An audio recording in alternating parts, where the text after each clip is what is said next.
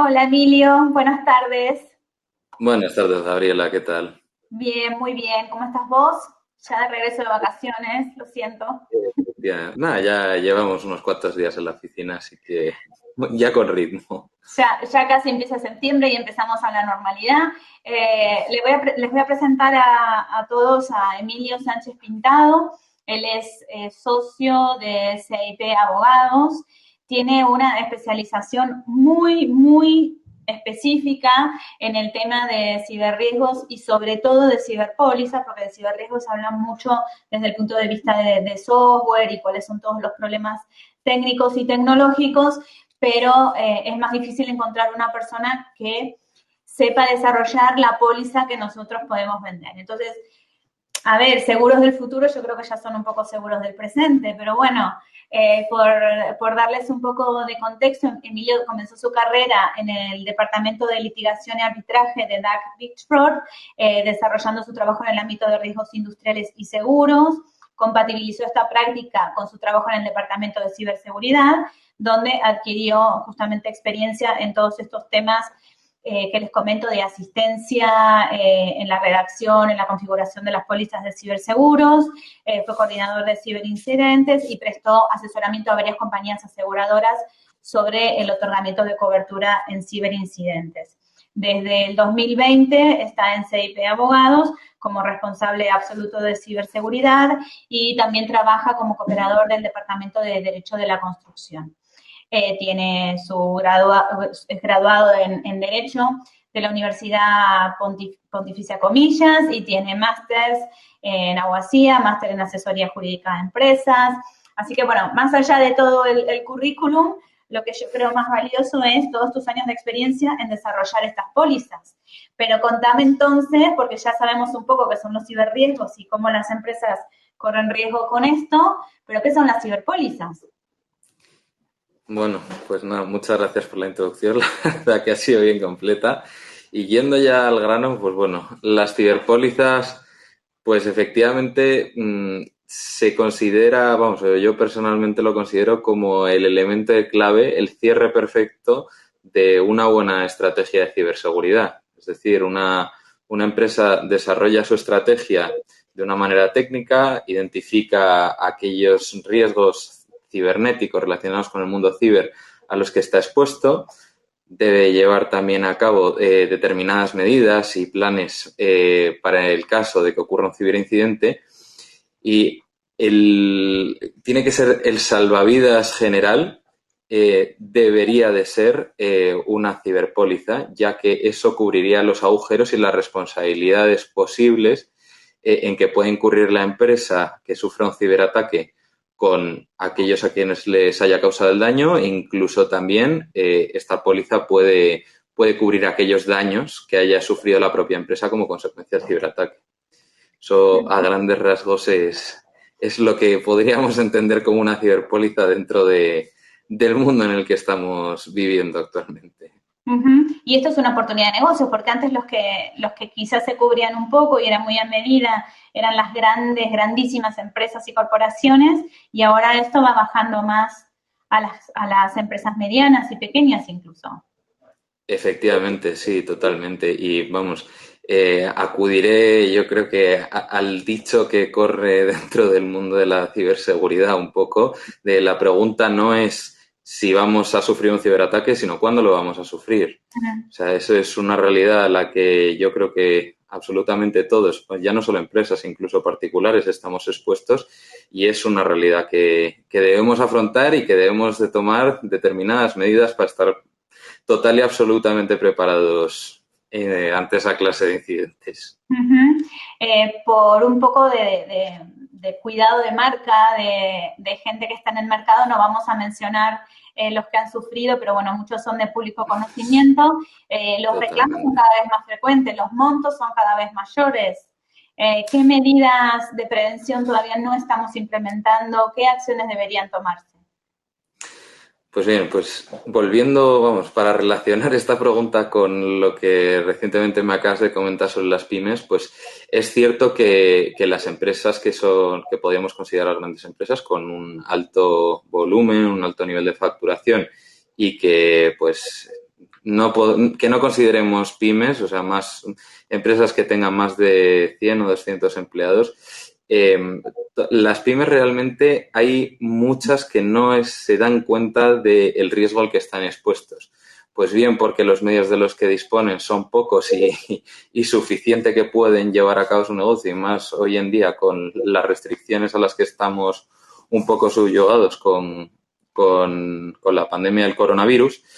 Pero lo cierto es que lo que no deseamos de ninguna manera es que tengamos que aprender a la fuerza, y efectivamente los ciberataques afectan por igual tanto a grandes empresas como a pequeñas y medianas empresas.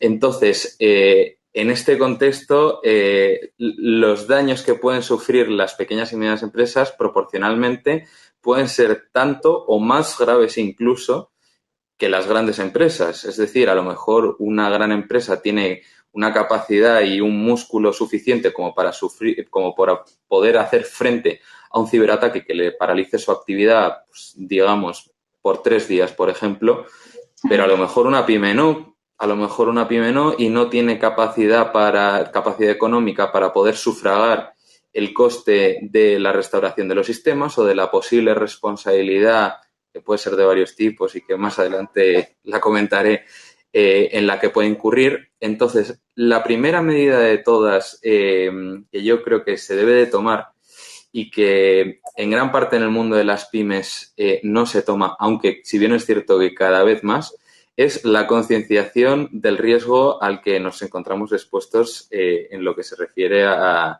la ciberseguridad, a los ciberriesgos. Eso en primer lugar.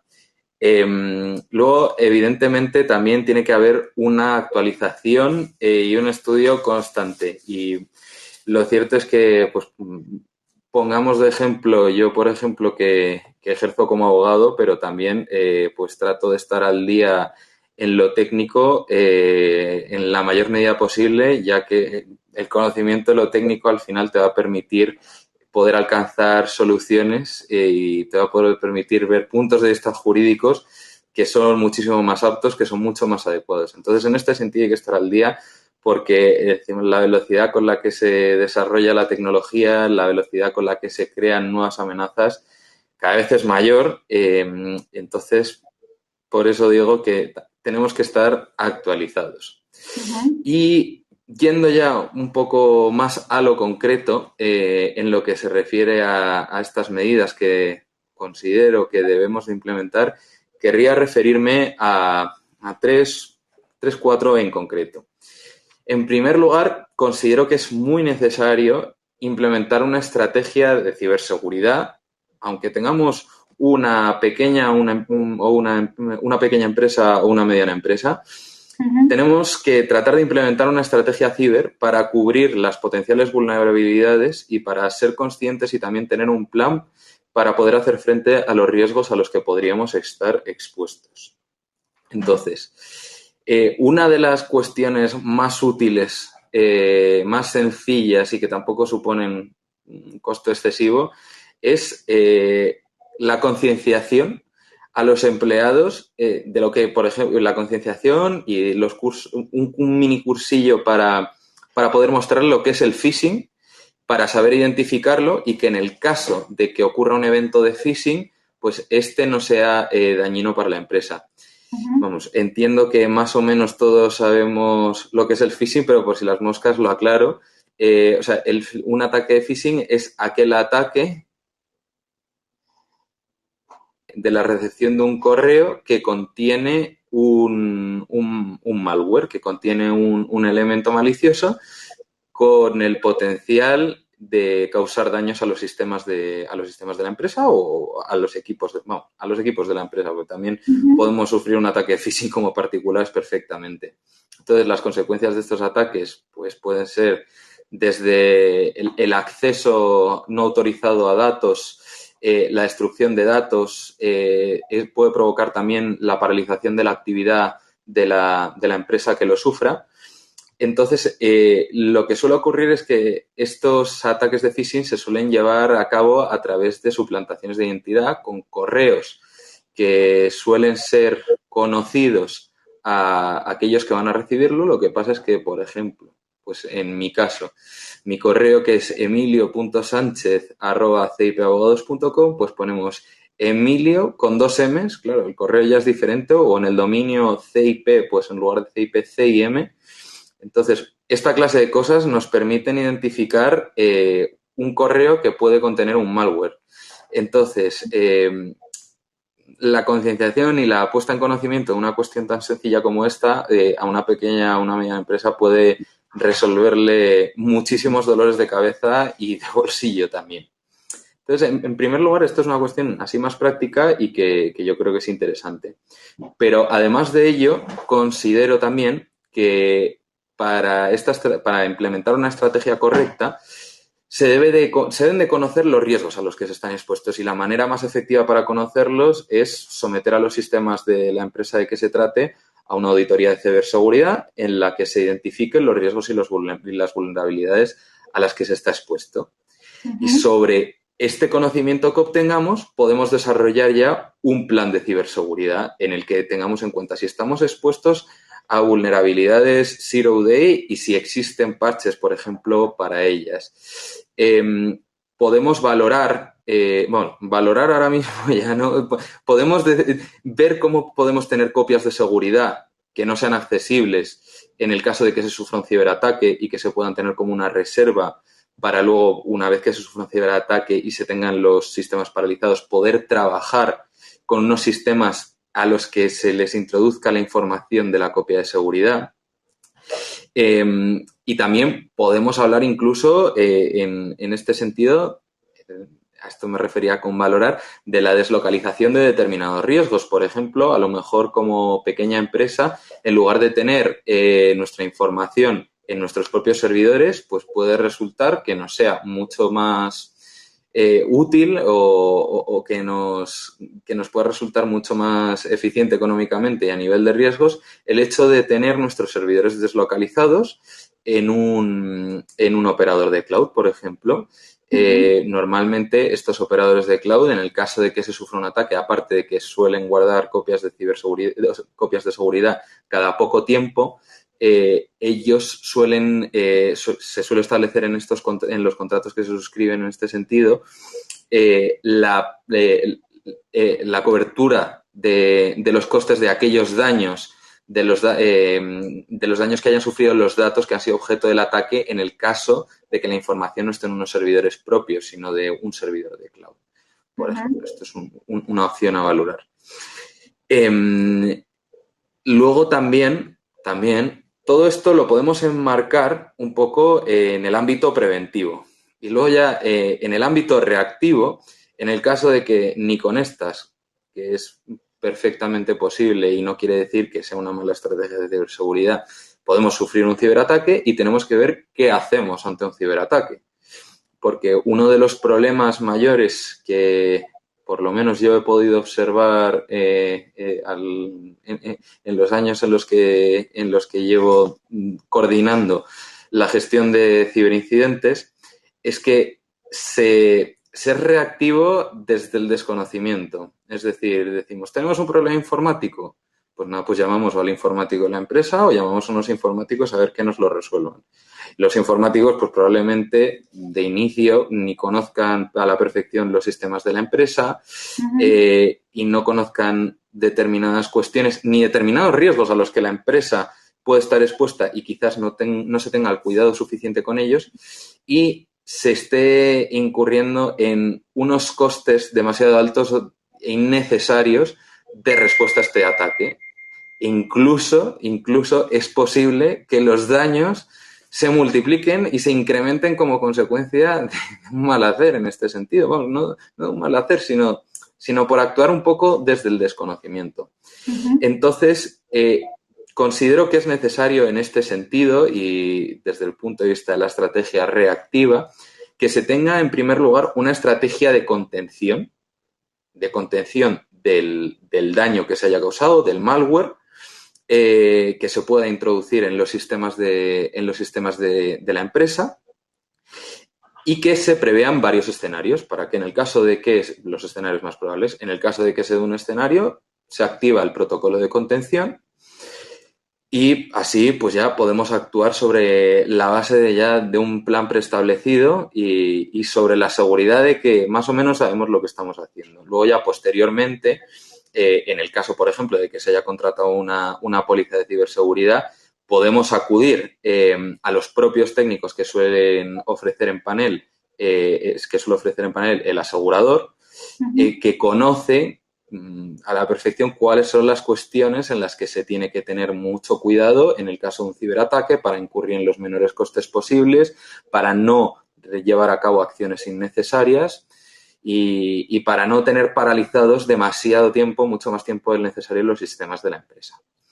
Entonces, una vez que tenemos esta estrategia de contención, luego también tenemos que prever el modo de evaluar los daños. Entonces, pues podemos dividirlos por bloques, la clase de daños que puede sufrir y, sobre todo, para saber al riesgo al que estamos expuestos.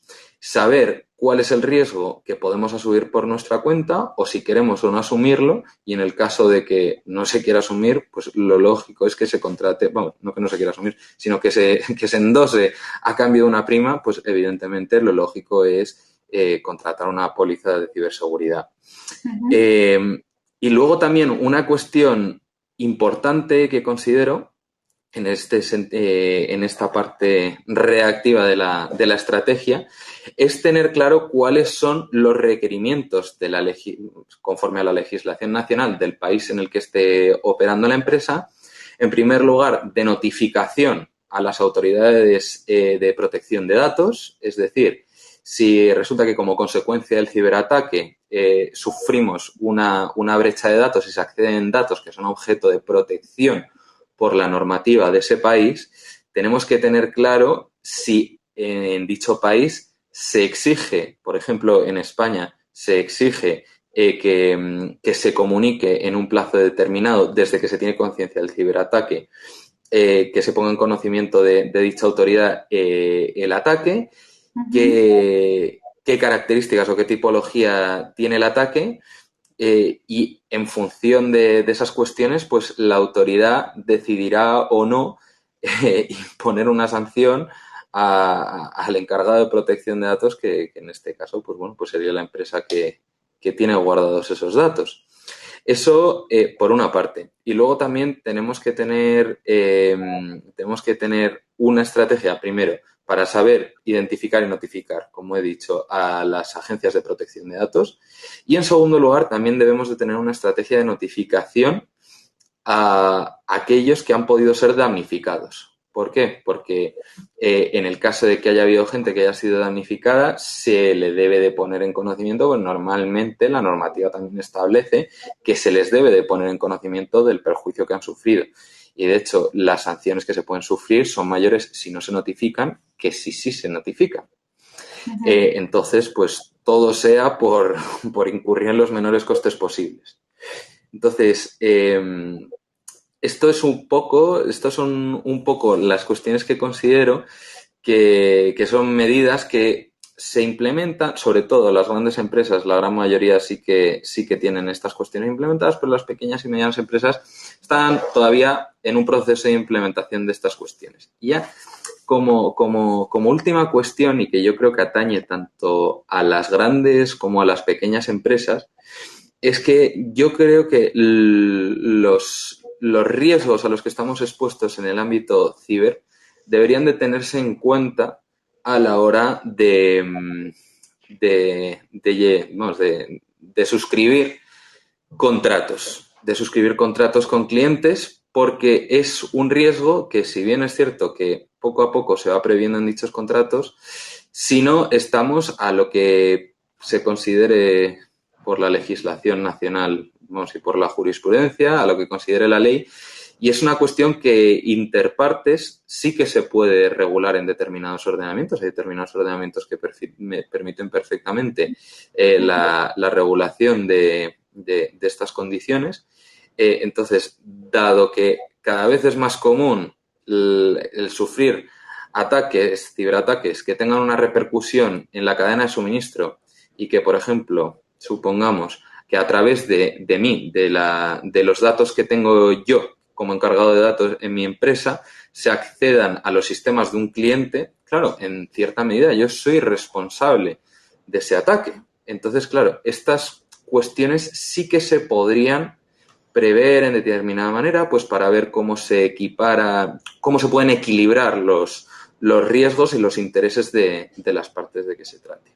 Entonces, esto yo creo que, así como un poco abuela pluma, son las medidas que considero que deberíamos de tener en el punto de mira al respecto de la ciberseguridad y de cómo pueden implementarse estas medidas de prevención.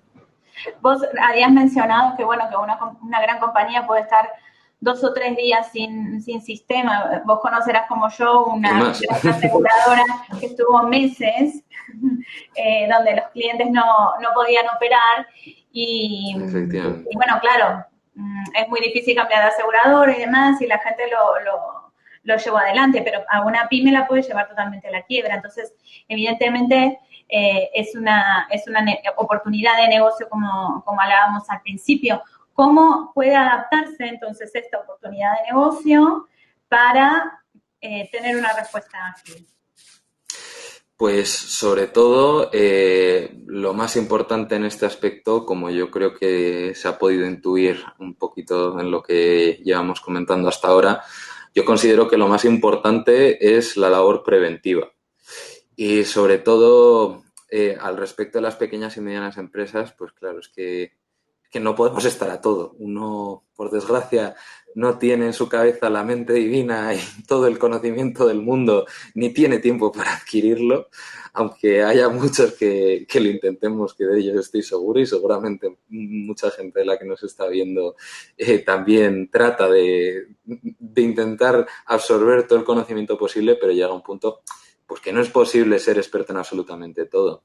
Entonces, yo creo que simplemente siendo conscientes de estos riesgos a los que podemos estar expuestos, lo que podemos hacer como empresa y lo que, por lo tanto, es una buena oportunidad de negocio, es ofrecer servicios de, pues por una parte, auditoría técnica en el sentido de la prevención y el conocimiento de los propios sistemas, y también el asesoramiento tanto técnico como jurídico de los riesgos a los que estamos expuestos. En este sentido, más o menos en función del sector y de la actividad en concreto que lleva a cabo cada empresa, pues está expuesto en mayor medida o en menor medida a unos riesgos ciber u otros riesgos ciber, pero en generalidad son similares, aunque no idénticos, vamos, ni de lejos, pero son similares.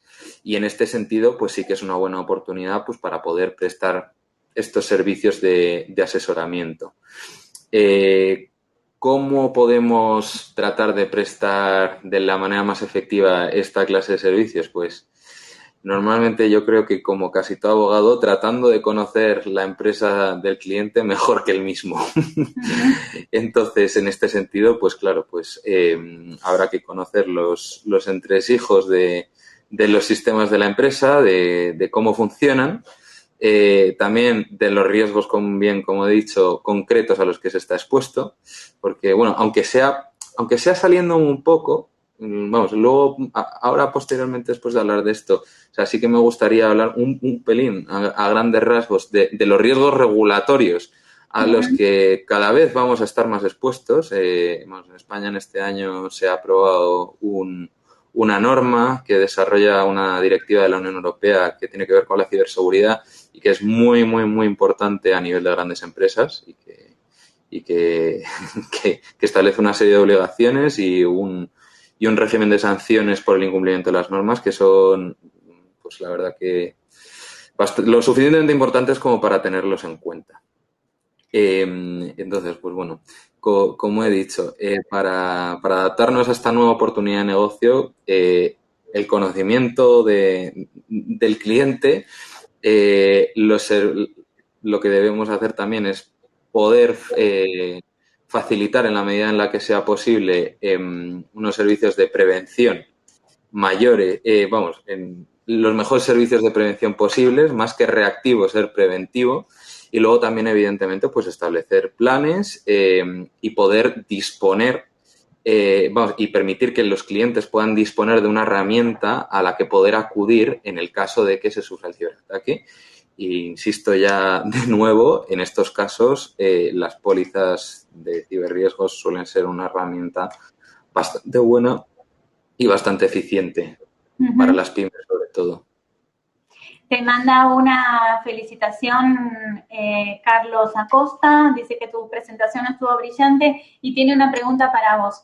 En Perú, Sí. los pocos eventos de activación de las pólizas ciber han presentado como problemática reiterativa la discusión en relación a ciertas exclusiones sobre mejoras del sistema. Es decir, los asegurados aprovechaban el evento para no solo poner el mismo sistema, sino para mejorarlo y pasarle el costo de ello al seguro. ¿Han tenido problemas similares? ¿Conoces casos similares de esas trampitas? No, no conozco casos similares, conozco unos cuantos casos que son total y absolutamente idénticos. Yo creo que esto es uno de los problemas a los que más se suelen enfrentar los aseguradores. Y yo creo que en este caso determinado, vamos, hay algunos clientes, hay algunos asegurados que efectivamente pues aprovechan la poca claridad o directamente que el vacío en la póliza de qué ocurre con estos sistemas qué ocurre con los sistemas, pues por ejemplo, que han dejado de funcionar y ya no funcionan para nunca, no vuelven a funcionar nunca y se vuelven se obtienen, se adquieren unos nuevos sistemas y el coste de estos nuevos sistemas se intenta repercutir a la aseguradora.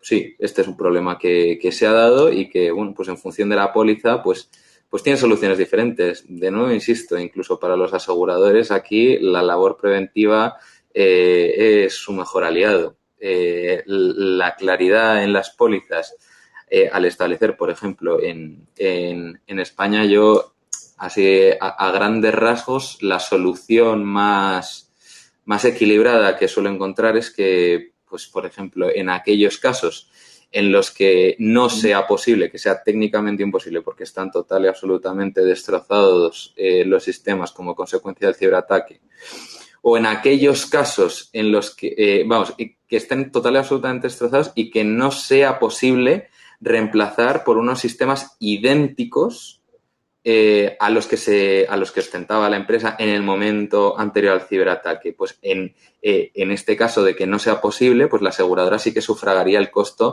de la mejora. Lo que no puede hacer, evidentemente, y efectivamente se suele contemplar así en las pólizas que suelen estar aquí en el mercado, es que se aproveche pues para mejorar los sistemas. Es decir, pues nada, pues tenemos unos ordenadores de una determinada calidad y decimos, bueno, pues nada, se nos han fastidiado los discos duros y metemos aquí unos discos duros que más que para usar Excel, esto parece para ponerte a jugar a videojuegos en el ordenador. Pues bueno, pues en este caso, a ver, debería de estar excluida y la aseguradora no debería de sufrir ese gasto. Pero vamos, de nuevo insisto, sí, o sea, este problema se da y lo mejor sin duda yo creo que es la prevención y la claridad en la claridad en las pólizas a este respecto.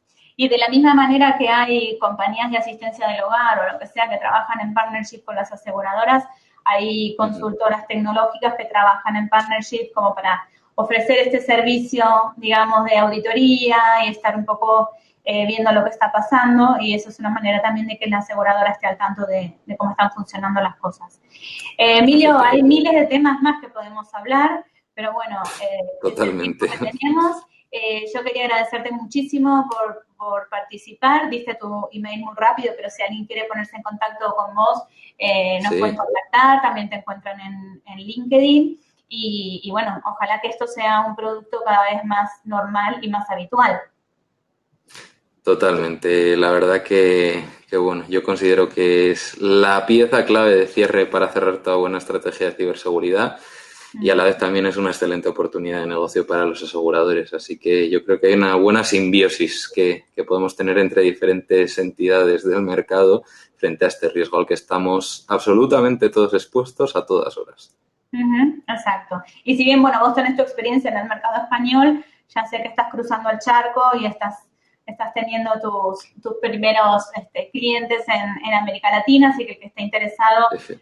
también que estás bien al tanto de lo que está pasando a nivel regional. Muchísimas gracias, Emilio.